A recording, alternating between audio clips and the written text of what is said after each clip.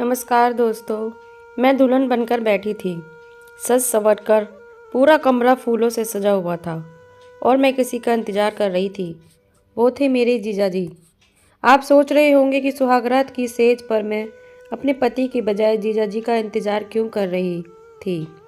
क्योंकि अब मेरे जीजा जी मेरे पति बन गए थे और मैं ये जानती थी कि मेरी बहन की मौत के जिम्मेदार मेरे जीजा जी हैं।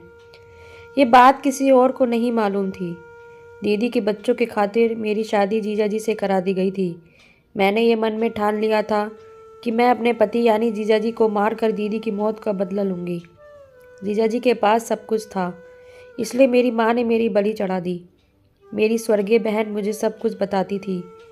मेरी बहन कहती थी कि मेरा पति बंद कमरे में किसी तरह जुल्म करता है और किसी तरह हैवान बन जाता है। उसके शरीर पर लगे घाव इस बात की गवाही देते थे, लेकिन मेरा जीजा सबके सामने इतना अच्छा बन जाता था कि पूछो मत। मेरी बहन मुझे बता चुकी थी कि किस तरह मेरा पति मुझे मारने का प्लान बना रहा है। मैं तभी उसको सबक सिखा देती, लेकिन बहन ने मुझे कसम दी थी कि मैं ये बात किसी को ना बताऊं। वो कह रही थी कि इस मामले को मैं खुद हैंडल कर लूँगी। फिर एक रोज़ मुझे पता चला कि मेरे जीजाजी बच्चों को उनकी दादी के पास छोड़कर दीदी को पहाड़ी इलाकों में ले जाने का प्लान बना रहे थे। जब मेरी बहन ने मुझे कॉल किया तो वो बहुत परेशान लग रही थी। मैं उससे बार बार पूछती रही कि तुम ठीक हो। उसने कहा मैं वापस आकर बताती हूँ। फिर अगले दिन हमें ये खबर मिली जिसने हमारे ऊपर बिजली गिरा दी थी। दोनों का बुरी तरह एक्सीडेंट हो गया था और मेरी दीदी पहाड़ से नीचे गिर गई थी कि अब तक उसकी लाश नहीं मिली थी। हम बुरी तरह से रो रहे थे। हमारा दिल दर्द से फटा जा रहा था। मेरी किस्मत भी ऐसी थी कि आखिरी वक्त में मेरी बहन का दीदार भी नसीब नहीं हुआ। मेरे जीजाजी घर आए तो देखा उनको भी थोड़ी चोटें लाई हैं। मेरी बहन ने जाते वक्त मुझसे ये कहा था कि अगर मुझे कुछ हो जाए तो तुम मेरी बेटी का ख्याल रखना। अब मैं अपने जीजाजी को शक भरी नज़रों से देख रही थी। ऐसा कैसे हो सकता है कि मेरी दीदी की जान चली गई और मेरे जीजाजी को सिर्फ हल्की चोट आई है। लेकिन मेरे घर इस बात से अनजान थे। वो मेरे जीजाजी को तसल्ली दे रहे थे। मुझे यकीन था कि जीजाजी ने ही दीदी को मारने की साजिश की थी, क्योंकि हर बार जीजाजी अपनी बेटी को भी लेकर जाते थे, तो इस बार वो इसे क्यों लेकर नहीं गए। जब मैंने इस बारे में अपने घर वालों से बात की तो वो कहने लगे तुम्हें अपनी बहन की मौत का सदमा लगा है, इसलिए ऐसी बातें सोच रही हो।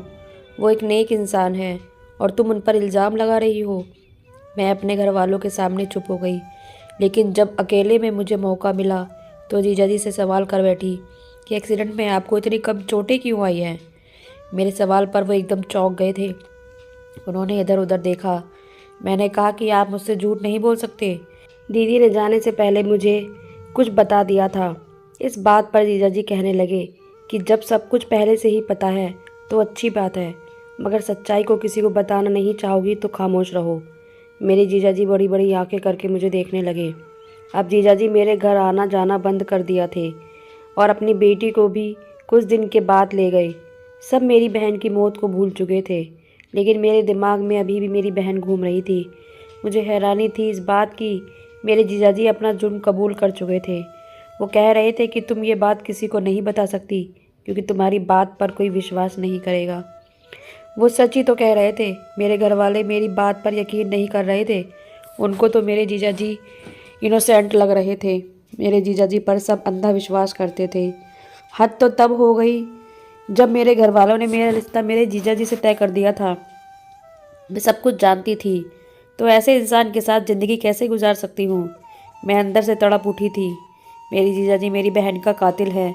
मेरे जीजाजी को कोई बीमारी थी तो सब चाहते थे कि दीदी की बेटी को अच्छा माहौल मिले, उसे प्यार मिले। इन सब में उसकी क्या गलती थी। उसने भी अपनी माँ को खो दिया है। मेरे जीजाजी से शादी करने का अलग इम्तिहान था। सबकी जिद थी कि मेरी शादी हो जाए। रूही को माँ जैसा प्यार सिर्फ मैं ही दे सकती थी। मैंने अपने मम्मी पापा को बहुत समझाने की कोशिश की कि रूही को मैं यहाँ लाकर पाल सकती हूँ, लेकिन मेरे जीजाजी इस बात के लिए मान नहीं रहे थे। वो रूही को खुद से दूर नहीं करना चाहते थे। मेरे घर वाले मुझ पर दबाव डालकर मेरी शादी जीजाजी से करा दी और मैं विदा होकर उनके आलीशान घर में पहुंच गई। मुझे डर था कि मेरी ज़िंदगी मेरी बहन जैसी ना हो जाए। मुझे यह सोचकर ही रोना आ रहा था। मेरे माँ बाप अपनी एक बेटी खो चुके थे और अब दूसरी बेटी को भी सौंप दिया। मैं जीजा जी के कमरे में बैठी रो रही थी। रूही मेरे पास ही थी और मुझे देखकर बहुत खुश थी। रूही मेरी गोद में ही सो गई थी। कुछ देर बाद जीजा जी आए और रूही को उठाकर दूसरे कमरे की तरफ ले गए। अब तो मेरा दिल जोरों से धड़कने लगा। मैं अपने जीजा जी को अपने पति के रूप में भी कभी स्वीकार नहीं कर सकती। मैं रूही की खातिर मजबूर थी। मेरे माँ बाप ने मुझे समझा कर भेजा था कि मुझे अपने पति की बात माननी होगी, वरना घर का माहौल ख़राब होगा। और मेरी बहन ने भी यही कहा था कि अगर मुझे कुछ हो जाए तो तुम रूही का ख्याल रखना। मैं अपनी सोच में गुम बैठी थी कि तभी पुनीत मेरे जीजा जी कमरे में आए। मैं यही सोच रही थी कि वो मेरे करीब ना आए ताकि मुझे उनको इनकार करने की ज़रूरत ना पड़े। मुझे मेरी बहन ने बताया था कि पुनीत को कोई बीमारी है जिसकी वजह से वो करीब नहीं आते थे। बहन की बात सोचकर मैं रोने लगी। तभी पुनीत ने कहा कि तुम परेशान मत हो, मैं तुम्हारा बहुत ख्याल रखूँगा। तुम बस मेरी रूही का ठीक से ध्यान रखना। तुम उसे माँ का प्यार देना। तुम उसे इतना प्यार देना ताकि उसे माँ की कमी महसूस ना हो। मेरे मन में आया कि कह दूँ, अगर अपने बच्चे की परवरिश का इतना ही ख्याल है तो उस मासूम बच्चे की माँ को क्यों मार डाला।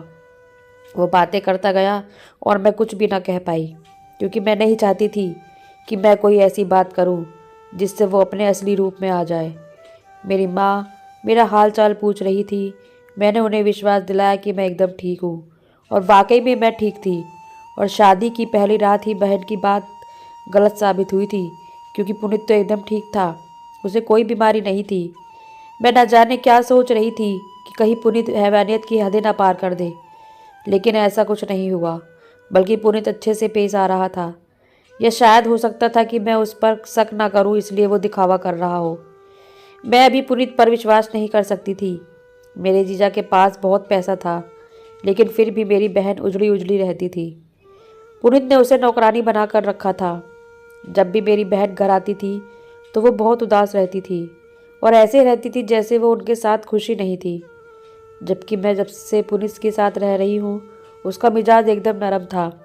अब मैं भी घर के कामों को संभाल लिया था और रूही की देखभाल में लग गई थी। मेरी और पुनीत की शादी को पूरे 2 महीने गुजरे गए थे और मैंने देखा कि वो हर पल मुझे देखता रहता है। एक दिन तंग आकर मैंने सवाल कर दिया कि आप मुझे घूरते रहते हैं। उस पर उन्होंने जवाब दिया। उस बात से मुझे जोर का झटका लगा था। उन्होंने कहा कि मैं ये देखना चाहता हूँ कि वाकई तुम ऐसी हो या फिर एकदम अपनी बहन की तरह हो जाओगी। आखिर उनके कहने का क्या मतलब था? मेरी बहन कैसी थी? जैसे मैं उनके असली रूप को देखना चाहती थी, वैसे भी वो मेरे असली रूप के दिखाने का इंतजार कर रहे थे। मैं इस बात से उलझ गई थी और उन्हें ये क्यों लग रहा था कि मैं अपने आप को छुपा रखा है। मुझे पुनीत में ऐसी कोई बात नज़र नहीं आ रही थी जिससे मैं ये अंदाज़ा लगा पाती कि उसने कुछ किया है। एक दिन रूही बुखार से तप रही थी। मैंने पूरा दिन उसका ख्याल रखा, लेकिन वो आजकल जिद्दी हो गई थी। मैं थककर उसे सुला दी और उसके लिए किचन में सूप बनाने चली गई। इतने में पुनीत आ गए और वो रूही के पास चले गए। रूही को उस हालत में देखकर उसे अस्पताल पहुंच गए। जब मैं सूप लेकर कमरे में आई तो देखा रूही गायब थी। मैंने नौकर से पूछा तो उसने कहा कि मालिक उसे अस्पताल ले गए हैं। मैं रात का खाना बनाकर पुनीत और रूही का इंतजार करने लगी। कुछ देर बाद पुनीत रूही को लेकर घर आ गए और मुझसे कहने लगे कि मैं तुम्हारी हर ज़रूरत का ख्याल रखता हूँ, और भी कुछ चाहिए तो मुझे बोलो, मैं ला दूंगा। लेकिन हाथ जोड़कर विनती करता हूँ, रूही की तरफ लापरवाही मत करना। मुझे ये बात सहन नहीं होती। पहली बार मेरा गुस्सा बाहर आ गया और मैंने पुनीत को कहा कि अगर इतनी ही फिक्र थी बच्चों की तो मेरी बहन को क्यों मारा। मेरी बात सुनकर पुनीत चले गए, कुछ नहीं कहा। मैं रूही को सूप पिलाने लगी। मुझे मेरी बहन याद आने लगी। अब मैं अपना गुस्सा अपने पति पर जाहिर करने लगी थी। मैं उनके खाने पीने का ख्याल रखती थी, लेकिन उनके कमरे में नहीं जाती थी, जिसका नतीजा ये हुआ कि एक दिन पुनीत मेरे पास आए और कहने लगे कि मैं तुम्हें कहीं लेकर जाना चाहता हूँ। मैं उन्हें देखने लगी कि वो आखिर मुझे कहाँ लेकर जाना चाहते हैं। उन्होंने कहा तैयार हो जाओ। इतना कहकर वो रूही के पास चले गए। मैं तैयार हो रही थी, तभी रूही मेरे गले लगकर बोली, आप कहाँ जा रही हो? उन्होंने रूही से कहा कि चलो आपको दादी के पास छोड़ देता हूँ, और तुम्हारी मम्मा को डॉक्टर के पास लेकर जाना है, उनकी तबीयत ठीक नहीं है। रूही की बात सुनकर मैं हिल गई थी। जब पुनीत उसे छोड़कर आए तो मैंने पुलिस से सवाल किया कि जब मैं ठीक हूँ तो आपने रूही से ऐसा क्यों कहा कि हम अस्पताल जा रहे हैं। तो पुनीत कहने लगे कि जहाँ हम जा रहे हैं वहाँ बच्चों को जाना अलाउ नहीं है। मुझे याद आया कि मेरी बहन को भी पुनीत ने यही कहा था। पुनीत मुझे लेकर एक कच्ची गली से जाने लगे। तभी एक छोटे से घर के आगे रुक गए और दरवाज़ा खटखटाने लगे। तभी एक नौजवान ने डोर खोला। वह मेरे पति को देखकर परेशान हो गया। मेरे पति ने उसे इग्नोर करके घर के अंदर चले गए। वहाँ एक औरत पीट करके बैठी थी। जब उसने पलट कर देखा तो मेरे सर पर पहाड़ गिर गया, क्योंकि वो औरत कोई और नहीं बल्कि मेरी बहन ही थी। मेरी बहन मुझे सामने देखकर घबरा गई थी। मेरे पति ने जो बात मुझे बताई उसे सुनकर मेरे होश उड़ गए। पुनीत ने कहा कि ये लड़का मेरे यहाँ काम करता था और तुम्हारी दीदी को इस लड़के से प्यार हो गया था और ये दोनों मुझे पीठ पीछे धोखा दे रहे थे।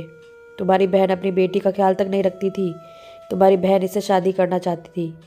मैंने तुम्हारी बहन को बहुत समझाया लेकिन वो समझाने को तैयार नहीं थी। मैंने उससे कहा हमारी एक बेटी है, उसके बारे में तो सोचो, लेकिन वो कहने लगी मुझे अपनी ज़िंदगी अपनी मर्ज़ी से गुजारनी है, तुम संभालो अपनी बेटी को।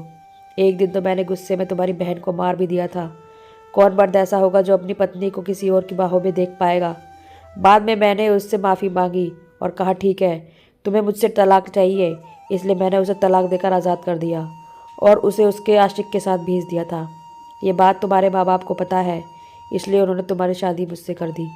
मैंने तुम्हारी बहन की इज्जत बचाने के लिए दुनिया में ये मशहूर कर दिया कि तुम्हारी बहन मर चुकी है। मेरी बहन हाथ जोड़े शर्मिंदा खड़ी थी और मुझसे और मेरे पति से माफ़ी मांगने लगी। हम बिना कुछ कहे घर चले आए। मैंने अपने पति को सब कुछ बताया जो कुछ मेरी बहन ने बताया था। इसी वजह से मैं इन्हें आज तक अब बहन की मौत का कातिल समझती थी। मुझे मेरी बहन से नफरत हो गई। आखिर उसने अपनी बेटी के बारे में नहीं सोचा। इतनी प्यारी बेटी को छोड़कर किसी और के साथ चली गई थी। हम अब रूही के साथ रहने लगे। मेरी नज़र में मेरे पति के लिए सम्मान बढ़ गया। वो बहुत अच्छे इंसान थे। वो चाहते थे तो बहन की करतूत के लिए हमें बदनाम कर सकते थे, लेकिन उन्होंने ऐसा नहीं किया। दोस्तों, ये थी आज की कहानी। उम्मीद है आपको ज़रूर पसंद आई होगी। अगर कहानी अच्छी लगी हो तो वीडियो को लाइक करें, शेयर करें और चैनल को सब्सक्राइब करें। कहानी सुनने के लिए बहुत बहुत धन्यवाद।